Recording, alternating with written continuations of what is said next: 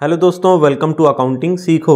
दोस्तों आइए आज की इस वीडियो में हम समझते हैं डिस्काउंट के बारे में कि डिस्काउंट क्या होता है, इसकी क्या मीनिंग होती है और यह डिस्काउंट कितने टाइप्स का होता है, यानी किन किन तरीक़ों से यह डिस्काउंट दिया जाता है। डिस्काउंट के बारे में अच्छे से समझने के बाद हम इसकी जर्नल एंट्री भी करेंगे कि डिस्काउंट की हम जर्नल एंट्री कैसे करते हैं। कुछ ट्रांजैक्शंस को लेकर हम उनकी एंट्री करेंगे। तो दोस्तों अच्छे से समझने के लिए वीडियो को एक बार पूरी ज़रूर देखें। तो दोस्तों ये डिस्काउंट के बारे में यहाँ पर सारी चीज़ें लिखी हुई हैं। आइए इसकी मीनिंग को हम बस अच्छे से समझते हैं। तो अगर हम बात करें डिस्काउंट की, डिस्काउंट एक प्राइस रिडक्शन या कंसेशन होता है जो किसी प्रोडक्ट या सर्विसेज की ओरिजिनल प्राइस से सब्ट्रैक्ट होता है, उससे लेस होता है। तो इस तरह डिस्काउंट का मतलब होता है कि जब आप किसी चीज़ को खरीदते हैं तो वह आपको उसकी ओरिजिनल प्राइस से कम प्राइस पर मिलती है, मतलब आप उसे सस्ते में खरीदते हैं। तो यह डिस्काउंट सेलर द्वारा दिया जाता है ताकि लोग उनके प्रोडक्ट या सर्विसेज को ज़्यादा से ज़्यादा खरीदें। अक्सर स्पेसिफिक कंडीशंस में यह कस्टमर को अट्रैक्ट करने के लिए दिया जाता है। तो यह जो डिस्काउंट दिया जाता है यह इन दो तरीक़ों से दिया जाता है, जिसमें सबसे पहला है ट्रेड डिस्काउंट और दूसरा है कैश डिस्काउंट। तो अगर हम बात करें ट्रेड डिस्काउंट की कि यह ट्रेड डिस्काउंट क्या होता है, इसका क्या मतलब है, तो यहाँ लिखा हुआ है this discount is allowed by wholesaler और manufacturer to the retailer at a fixed percentage on the listed price of goods. इसका मतलब यह हुआ कि यह ट्रेड डिस्काउंट वो डिस्काउंट होता है जो यह होलसेलर या मैन्युफैक्चरर अपने गुड्स को लिस्टेड प्राइस पर रिटेलर को फिक्स्ड परसेंटेज में ऑफर करते हैं। तो जो गुड्स की लिस्टेड प्राइस होती है, जो उस पर लिखी हुई होती है, उसमें से वो कुछ परसेंटेज का डिस्काउंट वो कस्टमर को देते हैं। अब यह होलसेलर या मैन्युफैक्चरर रिटेलर को भी देते हैं और यह रिटेलर कस्टमर को भी उस परसेंटेज के हिसाब से डिस्काउंट दे सकता है। अब इस ट्रेड डिस्काउंट की भी कुछ कंडीशंस होती हैं, तभी यह ट्रेड डिस्काउंट दिया जा सकता है, वरना ये सभी को नहीं दिया जाता है। अभी हम आगे इसको समझेंगे। अब थोड़ा सा आगे जान लीजिए कि कैश डिस्काउंट के बारे में कि यह कैश डिस्काउंट क्या होता है। This discount is allowed by seller to the customers for making prompt payment और अर्ली पेमेंट। कैश डिस्काउंट को हम हिंदी में नकद छूट कहते हैं। तो यह कैश डिस्काउंट वो डिस्काउंट होता है जो सेलर अपने कस्टमर्स को प्रॉम्प्ट या अर्ली पेमेंट के लिए ऑफर करता है। जब कोई सेलर अपनी गुड्स या प्रोडक्ट को उधार में कस्टमर को सेल करता है और वह चाहता है कि उसका पेमेंट जल्दी हो जाए, उसका पैसा उसे तुरंत मिल जाए, तब उसके लिए वह कुछ अलग से परसेंटेज का डिस्काउंट उस कस्टमर को देता है ताकि वह पेमेंट जल्दी कर दे। तो इसे ही हम कैश डिस्काउंट कहते हैं। अब यहाँ इन दोनों डिस्काउंट के कुछ पॉइंट्स लिखे हुए हैं कि यह डिस्काउंट कब दिया जाता है, क्यों दिया जाता है और क्या हम इसकी एंट्री करेंगे या नहीं, वो इस आसान सी लाइन में लिखी हुई है। इसमें पहला है गुड्स परचेज्ड इन बल्क और लार्ज क्वांटिटी। यह ट्रेड डिस्काउंट एक कस्टमर को या एक रिटेलर को तब मिलता है जब वह गुड्स को बल्क में या लार्ज क्वांटिटी में खरीदता है, मतलब जब ज़्यादा क्वांटिटी में वह गुड्स को परचेज करेगा तभी उसे कुछ परसेंटेज का ट्रेड डिस्काउंट मिलेगा। अगला पॉइंट लिखा हुआ है both credit as well as cash transactions. इसका मतलब यह हुआ कि यह डिस्काउंट बोथ यानी दोनों क्रेडिट ट्रांजैक्शंस और कैश के ट्रांजैक्शंस में एप्लीकेबल है। तो चाहे आप गुड्स को उधार में परचेज करें या कैश देकर परचेज करें, अगर आप गुड्स ज़्यादा क्वांटिटी में लार्ज क्वांटिटी में खरीद रहे हैं तो आपको यह ट्रेड डिस्काउंट मिलेगा। नेक्स्ट और लास्ट पॉइंट लिखा हुआ है no separate entry is passed. दोस्तों इसका मतलब है कि यह जो ट्रेड डिस्काउंट दिया जाता है इसका कोई सेपरेट रिकॉर्ड नहीं बनता है, मतलब इस पर अलग से कोई भी एंट्री नहीं होती है। जो गुड्स की लिस्ट प्राइस होती है उसी में से जिसने भी परसेंटेज का डिस्काउंट दिया जा रहा है बस उसको लेस कर दिया जाता है, अलग से इसकी कोई एंट्री करने की ज़रूरत नहीं पड़ती है। तो दोस्तों एक समरी की तरह या कहें एक छोटे से एग्जाम्पल के थ्रू आप इसे और अच्छे से समझ सकते हैं।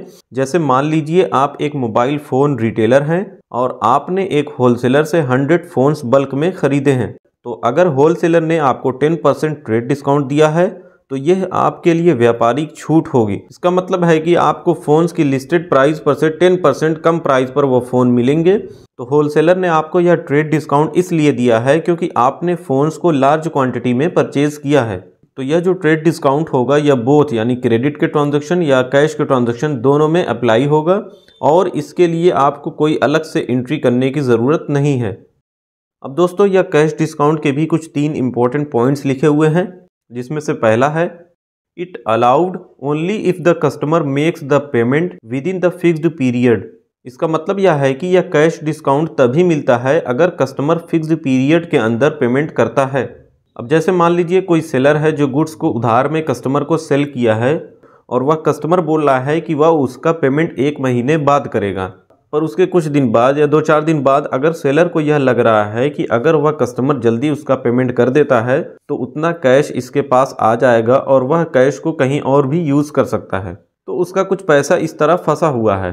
तो अब वह चाह रहा है कि जल्दी से वह उसका पेमेंट कर दे ताकि कैश उसके पास आ जाए। तो वह सेलर उस कस्टमर को बोलता है कि जो पेमेंट वह कस्टमर 1 महीने बाद करने वाला है, अगर वह उसकी पेमेंट 1 हफ्ते के अंदर कर देता है तो उस पेमेंट पर उसे 5% का डिस्काउंट मिलेगा। तो यही डिस्काउंट जो वह सेलर देगा यह कैश डिस्काउंट है। यह डिस्काउंट वह इसलिए दे रहा है ताकि वह पेमेंट जल्दी कर दे, उस फिक्स्ड पीरियड में, यानी 1 हफ्ते के अंदर वह पेमेंट कर दे ताकि कैश उसके पास आ जाए और वह उस कैश को कहीं और यूज़ कर सके।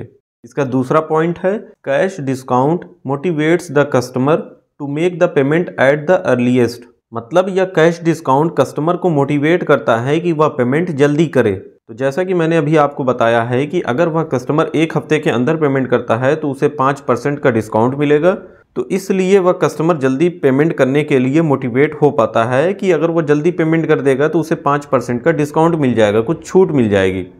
इसका तीसरा और लास्ट पॉइंट है entry for cash discount is recorded.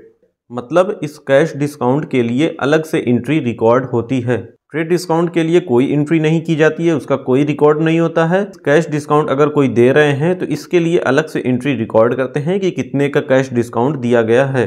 तो इस तरह कैश डिस्काउंट को अगर हम समराइज करें, इसका एक एग्जाम्पल लें तो मान लीजिए आपने किसी सप्लायर से कुछ सामान खरीदा है और उस सप्लायर ने आपको 2% का कैश डिस्काउंट देने के लिए बोला है कि अगर आप 10 दिन के अंदर पेमेंट करते हैं तो आपको 2% कैश डिस्काउंट मिलेगा। यह डिस्काउंट आपको जल्दी पेमेंट करने के लिए, आपको इनकरेज करने के लिए दिया जा रहा है। तो जब आप इस डिस्काउंट का बेनिफिट लेंगे तो इसके लिए अलग से अकाउंटिंग एंट्री रिकॉर्ड होगी।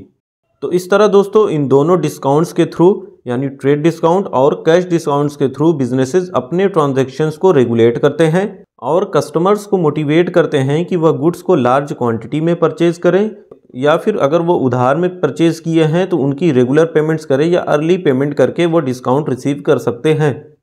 तो दोस्तों यहाँ पर लिखा हुआ है कि जब गुड्स को हम परचेज करते हैं या खरीदते हैं तो हम डिस्काउंट रिसीव्ड अकाउंट बनाते हैं और गुड्स को जब सेल करते हैं तो डिस्काउंट अलाउड अकाउंट बनाते हैं। अब दोस्तों यहाँ पर डिस्काउंट से रिलेटेड कुछ ट्रांजैक्शंस हैं जिनकी हम जनरल एंट्री को समझेंगे कि डिस्काउंट की जनरल एंट्री हम कैसे करते हैं। तो इसमें सबसे पहला ट्रांजैक्शन है sold goods to Hari of the list price of ₹60,000 at 10% trade discount. इसका मतलब है कि हरी कोई कस्टमर है जिसे गुड्स सेल की गई है, बेची गई है और उस गुड्स की जो लिस्ट प्राइस है वह है 60,000, यानी हरी को 60,000 की गुड्स सेल की गई है और उस पर उसे 10% का ट्रेड डिस्काउंट दिया गया है। तो अब ट्रेड डिस्काउंट यह क्यों दिया गया है, क्योंकि हो सकता है यह गुड्स वह बल्क में ख़रीदा हो, ज़्यादा परचेज़ किया हो, तो 60,000 की जब यह गुड्स परचेज़ किया है तो उसे 10% का ट्रेड डिस्काउंट दिया गया है। तो यहाँ पर दोस्तों सबसे पहले हम यह फाइंड आउट करेंगे कि हमारे जो दो अकाउंट वो कौन से अफेक्ट हो रहे हैं, जिसमें हम एक को डेबिट करेंगे दूसरे को क्रेडिट। तो यह गुड्स जो है यह उधार में सेल की गई है हरी को, तो सबसे पहले तो हमारा इस हरी का अकाउंट होगा हरीज अकाउंट और दूसरा सेल्स अकाउंट। अब ये हरी का जो अकाउंट है या हरी जो पर्सन है यह पर्सनल अकाउंट है। पर्सनल अकाउंट का रूल होता है debit the receiver credit the giver. तो हरी रिसीवर है, उसके अकाउंट को हम डेबिट करेंगे और जब भी गुड्स हम सेल करते हैं तो सेल्स अकाउंट हमेशा हमारा क्रेडिट होता है, यह नॉमिनल अकाउंट है।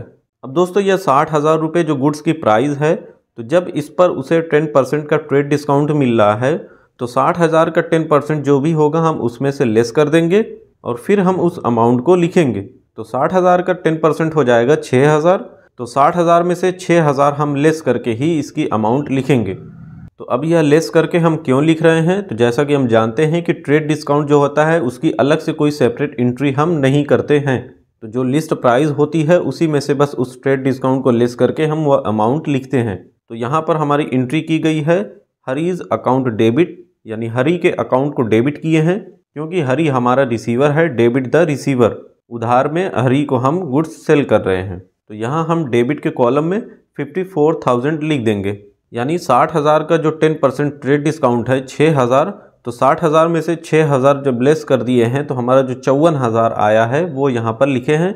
अब जैसा कि हम जानते हैं तो सेल्स अकाउंट हमारा क्रेडिट होगा, तो टू सेल्स अकाउंट ये 54,000 क्रेडिट के कॉलम में लिख देंगे। तो अब यहाँ पर हम जो 54,000 रुपये लिखे हैं ये क्यों लिखे हैं, इसको हम यहाँ नरेशन में एक्सप्लेन कर देंगे। यानी इस एंट्री को हम शॉर्ट में एक्सप्लेन कर देंगे, जिसे हम नरेशन कहते हैं। तो ये हमारी नरेशन है। Goods of the list price of ₹60,000 sold at 10% trade discount. तो इस नरेशन से यह क्लियर हो गया कि 60,000 रुपये की गुड्स सेल किए हैं जिस पर 10% का ट्रेड डिस्काउंट दिए हैं। तो 60,000 में 10% लेस होकर यहाँ पर अमाउंट लिखी है। अब आइए दूसरा ट्रांजैक्शन देखते हैं जिसमें हमारे ट्रेड डिस्काउंट और कैश डिस्काउंट दोनों आएंगे। यहाँ लिखा हुआ है bought goods for cash of the list price of ₹50,000 at 20% trade discount and 5% cash discount. तो इस ट्रांजैक्शन में हम गुड्स को कैश में परचेज कर रहे हैं जिसकी लिस्ट प्राइस है 50,000 और इस 50,000 पर हमें 20% का ट्रेड डिस्काउंट मिल रहा है और 5% का हमें कैश डिस्काउंट भी साथ में मिल रहा है। तो यहाँ पर गुड्स जो हम परचेज कर रहे हैं तो हमारा परचेजेस अकाउंट होगा, और गुड्स को हम जो कैश में परचेज कर रहे हैं तो कैश हमारे बिजनेस से जा रहा है, तो हमारा दूसरा अकाउंट जो होगा वो कैश अकाउंट बनेगा। यानी कैश अकाउंट की हम एंट्री करेंगे और इस ट्रेड डिस्काउंट की हम कोई एंट्री नहीं करते हैं, यह सिर्फ अमाउंट में लेस होगा। और कैश डिस्काउंट की हम एंट्री करेंगे कि यह 5% कैश डिस्काउंट मिल रहा है, तो डिस्काउंट रिसीव्ड अकाउंट।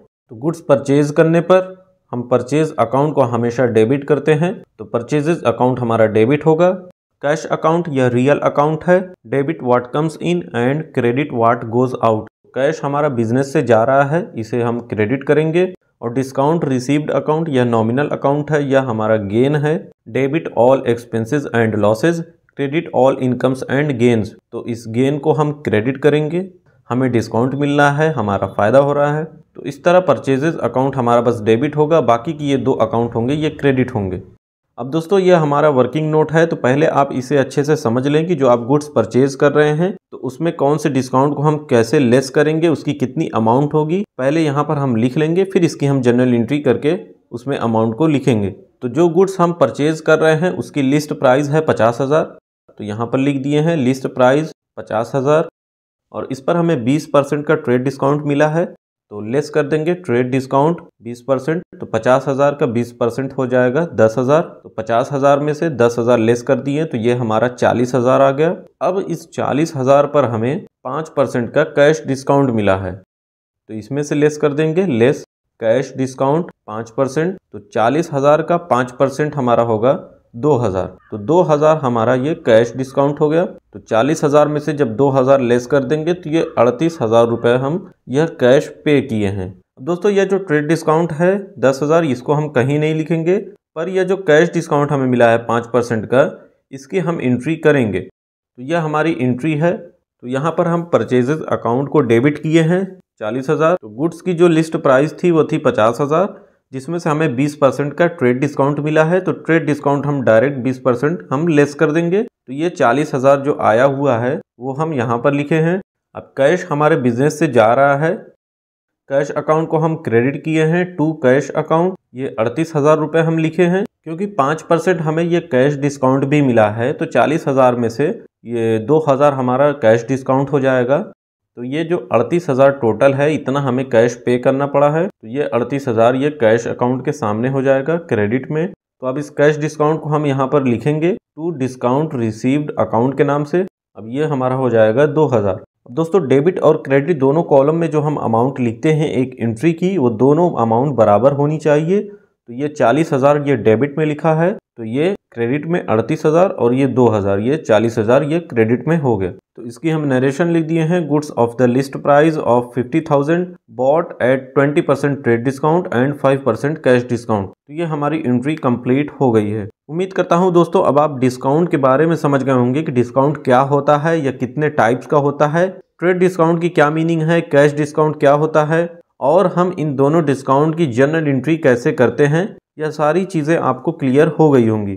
दोस्तों अगर आप जनरल एंट्री के बारे में समझना चाहते हैं कि और भी बाकी ट्रांजैक्शंस की हम जनरल एंट्री कैसे करते हैं, तो आप चैनल में फाइनेंशियल अकाउंटिंग की प्लेलिस्ट को एक बार ज़रूर चेक करें। उसमें बहुत सारी वीडियोस हैं, उसमें गोल्डन रूल्स के बारे में बताया गया है, अलग अलग जर्नल एंट्रीज़ की गई है। तो वो वीडियो से आप जर्नल एंट्री बहुत ही अच्छे से समझ सकते हैं। तो मिलते हैं नेक्स्ट वीडियो में। Thank you.